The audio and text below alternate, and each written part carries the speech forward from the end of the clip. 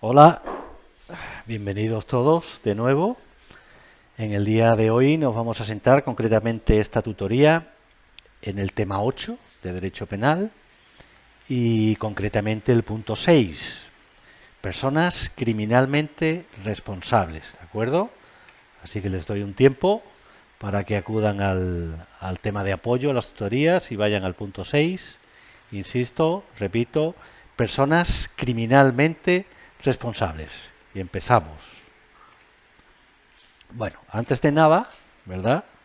Decirles que si esta misma tutoría se hubiese impartido hace unos años, yo les tendría que haber dicho que solo las personas físicas pueden ser responsables de un delito, es decir, hombres y mujeres del universo, que las personas jurídicas no podían delinquir.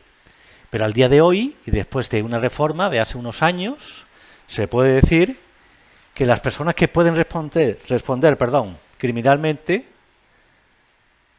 de un delito, y os lo pongo aquí, personas que pueden ser criminalmente responsables, personas criminales, pueden ser tanto las personas físicas, esto es, hombres y mujeres, ¿verdad? Pero también, a partir de la reforma indicada, pueden ser las personas jurídicas. ¿De acuerdo? Hoy me voy a entretener más en las personas físicas, que es lo que vamos a ver, pero sí apuntarles algo de las personas jurídicas. Las personas jurídicas no son más que colectivos de personas, ¿verdad?, que todas ellas conforman una persona distinta a las personas individualmente consideradas. Por ejemplo, una asociación, una fundación, cualquier organización, cualquier colectivo de personas, de manera que ese colectivo sea diferente a las personas que las conforman, es persona jurídica. Por ejemplo, un partido político que está tan en boga. Bueno, pues hoy en día las personas jurídicas responden criminalmente también junto a las personas físicas. Y ustedes dirán, bueno, ¿y cómo responde criminalmente una persona jurídica? ¿Cómo la metemos en la cárcel, por ejemplo? Imposible. Es decir, cuando una persona jurídica responde, lo hace a través de las personas que le representan, representantes o administradores, ¿vale? Administradores. Bueno, cuando una persona jurídica comete un delito, ya sabemos que la responsabilidad de ese delito la vamos a hacer incidir, a proyectar sobre estas personas. Fíjense lo que dice el Código Penal. Incluso aunque en estas personas no se den los requisitos exigidos por el tipo penal. Es decir, imagínense un blanqueo de capital a través de una empresa determinada, ¿vale? Cualquiera que sea. Si esos elementos del tipo de blanqueo no se dan a estas personas, pero representan a la persona jurídica que blanquea, responden criminalmente. ¿De acuerdo? Bueno, pero es que además de la respuesta penal que se da a las personas que representan a la persona jurídica evidentemente no la podemos privar de libertad, pero sí podemos adoptar otra serie de penas. El derecho penal puede imponer, pues por ejemplo, imagínense, la disolución de la propia persona jurídica. Deja de existir para el derecho, ¿verdad? Y a partir de entonces ya no podrá realizar las actividades que venía realizando hasta entonces. O imagínense que también como pena se le puede imponer pena o incluso medidas de seguridad. Pero bueno, penas se puede imponer también el cierre de sus locales, también, o también, por ejemplo, la suspensión temporal de sus actividades, o incluso, por ejemplo, la prohibición, esa persona jurídica responsablemente criminal de ese delito, se le puede prohibir la posibilidad de adquirir subvenciones o incentivos fiscales, tanto a nivel nacional como a nivel europeo. En definitiva, ¿qué le quiero decir? Que junto a las personas físicas también pueden responder criminalmente las personas jurídicas y que esa responsabilidad a nivel personal se va a proyectar en aquellas personas que actúan en su nombre y beneficio, en su interés, que serán sus representantes y administradores. pero que además a la propia persona jurídica se le puede imponer penas distintas a la de los representantes y administradores, ¿de acuerdo? Bueno, pues dicho esto, todo esto lo van a ver ustedes a partir del artículo 31 bis del Código Penal, ¿vale? Visto esta introducción, tengan en cuenta, en cualquier pregunta de examen que suele caer, no ya solo las personas jurídicas responden de un delito, las personas físicas, perdón, sino también ya, hoy en día, las personas jurídicas. Bueno, pues visto esto, ahora ya sí que nos vamos a centrar en la parte que concierne a las personas físicas criminalmente responsables. Como ven, aunque he puesto aquí personas criminalmente responsables, aquí nos vamos a centrar en las personas físicas, ¿de acuerdo? Es decir, ¿quién responde criminalmente de un delito? Si tenemos un texto de apoyo, nos vamos al Código Penal y veremos que las personas físicas criminalmente responsables las vamos a ver en el artículo 27, 28 y 29 del Código Penal. El artículo 27 nos dice que se responde como autor o cómplice y el artículo 28, ¿verdad?, nos va a decir quiénes son autores y quiénes, aún no siendo, se les considera, y el artículo 29 ya nos va a hablar de los cómplices. Bueno, antes de explicar lo que es el derecho positivo, es decir, estos artículos, me gustaría que ustedes hiciesen un ejercicio mental, y me explico. Quiero que se imaginen el delito como una película, ¿verdad?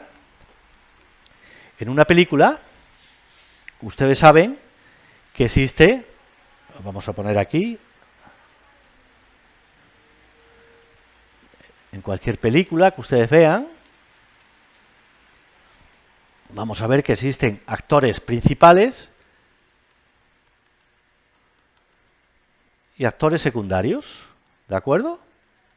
Bueno, los actores principales ni que decir tienen que son los protagonistas de esas películas, es decir, aquellos sobre los que focalizamos nuestra atención, aquellos que sostienen de una manera más trascendente el hilo argumental de esa película.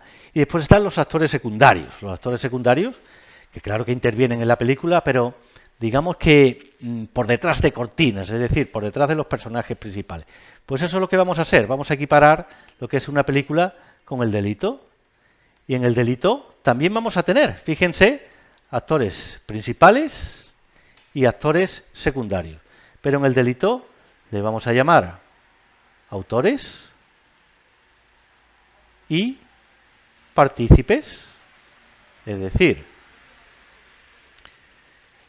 extrapolada la película al delito, los autores,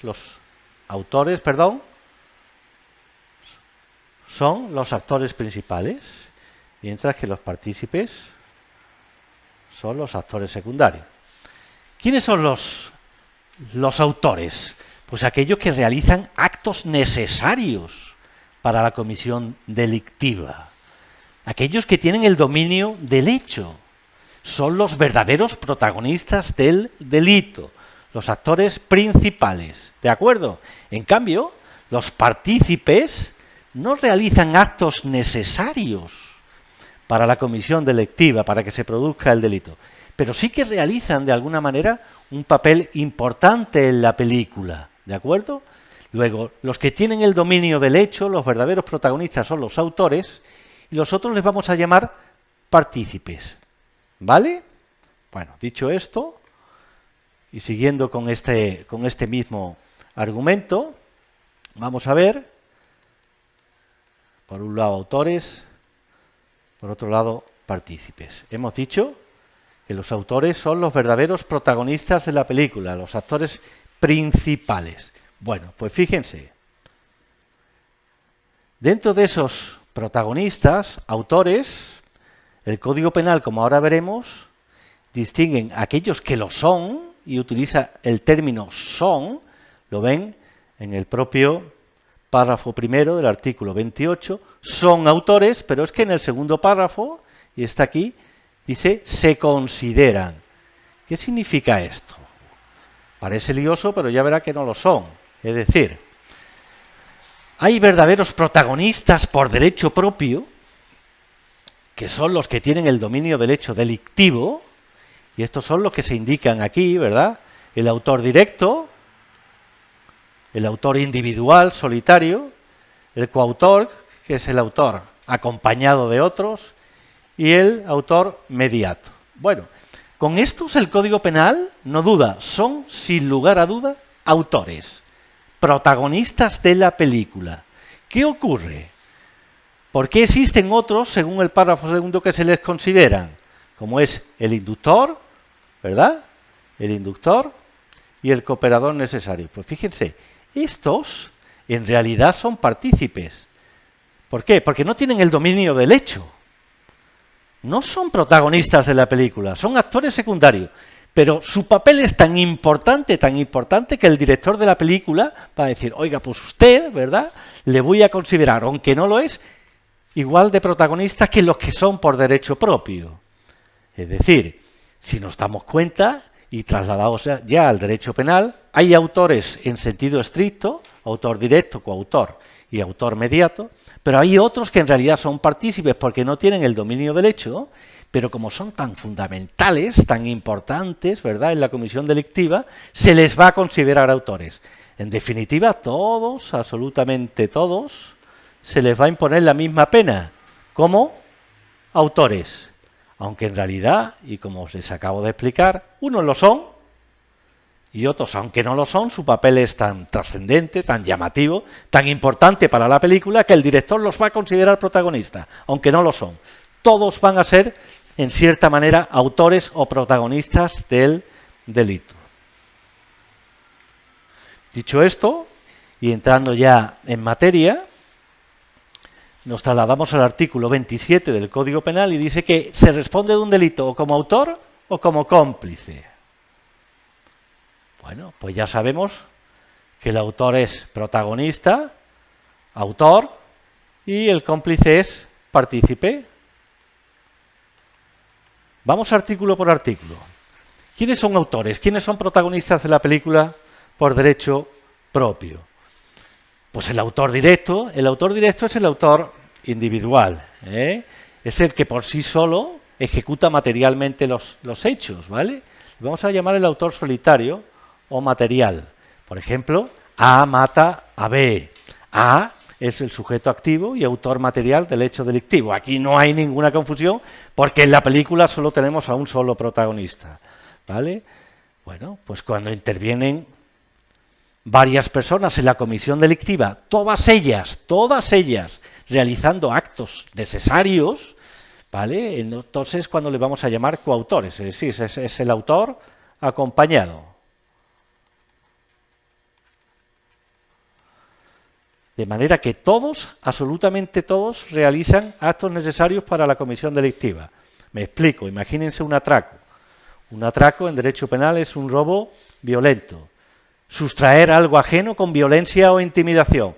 Imagínense a 3 personas, A, B y C, que van a cometer todos ellos un atraco en una sucursal de un banco, ¿vale?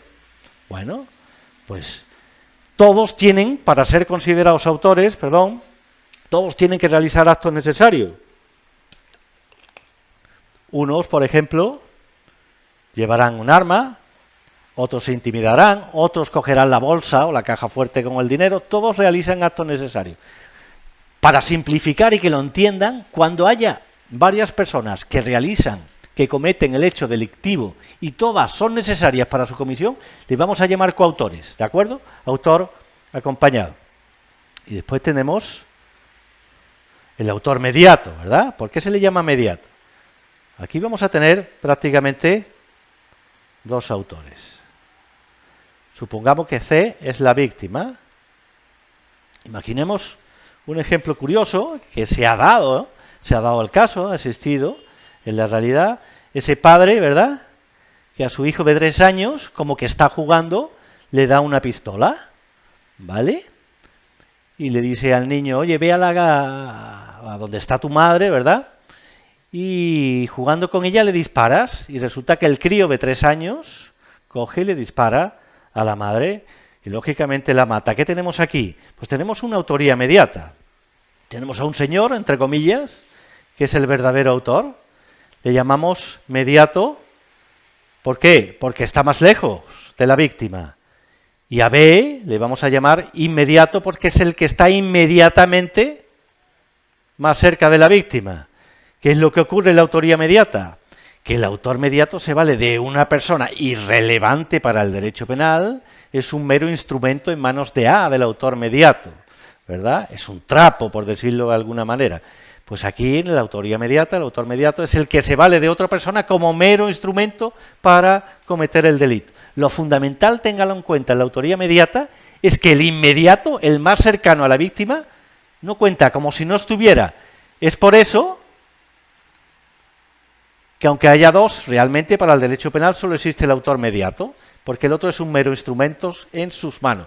Pero es importante que esta persona B sea una persona irrelevante para el derecho penal, ¿de acuerdo?